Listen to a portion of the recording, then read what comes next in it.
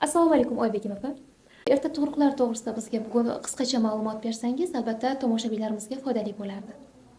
Albatta bu erta tug'ruqlar o'zi nima? 37 haftalikdan 41-6 kungacha bo'lgan homiladorlik bu normal tug'ruq hisoblanadi.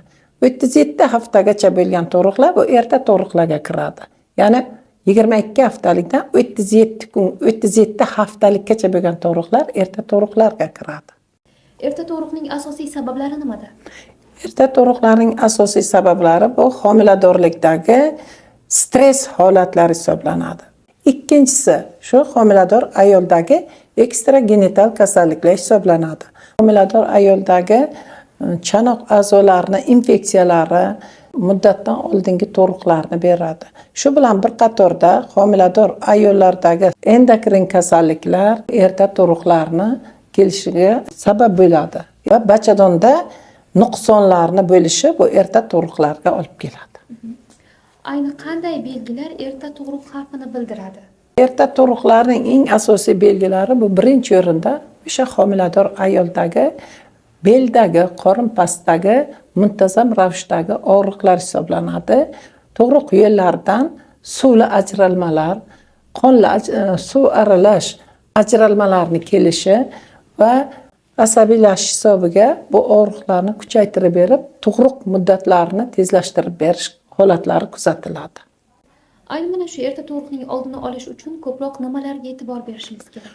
Homilador ayollarni vaqtida homiladorlik ro'yxatiga olish, doimiy o'sha o'zining shifokori va akusher ginekologi nazoratida bo'lish, agar ekstragenital kasalliklari bo'ladigan bo'lsa, ularni vaqtida davolash ishlarini olib borish homilador ayolga to'g'ri yondashib, kerakli maslahatlarni bergandagina biz erta tug'ruqlarni oldini olgan bo'lamiz. Erta tug'ilgan chaqaloqlarimizda qanday muammolar yoki nuqsonlar bo'lishi mumkin? To'g'ri savol berdingiz. Erta tug'ilgan chaqaloqlarda ko'pincha vazn kamligi, chunki muddatigacha yetib bormaganligini inobatga olib, normal tug'ruqda o'sha chaqaloqning vazni 2,5 kilodan 3,5 kilogacha bo'ladi. Va bu chala tug'ilgan chaqaloqlarda vaznlari 1,5 kilo 500 grammdan 2 kilo 500 grammgacha bo'lgan holatlar kuzatiladi va infeksiyalarga tez chalinib qoladi. Chaqaloqni o'pkasidagi surfaktant sistemasi yetarli darajada bo'lmaganligini inobatga olib, ko'pincha bu chaqaloqlarimizda yuqori nafas yo'llarining shamollashlariga tez beriluvchanligi va tug'ma nuqsonlar aniqlanganligini kuzatiladi. Oybegim opa, mana shu erta tug'ruqning oldini olish maqsadida onalarimizga qanday tavsiyalarni berasiz? Erta tug'ruqlarni oldini olish maqsadida men onalarimizga beradigan maslahatim quyidagilardan iborat.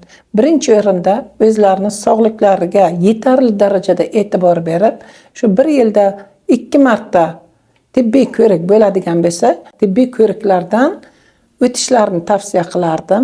Homilador bo'lganlardan so'ng esa yana aytaman, o'sha oila shifokori, akusher ginekolog, tor doiradagi mutaxassislarimiz nazoratida bo'lib, doimiy maslahatlarni olib borishlarini maslahat bergan bo'lardim.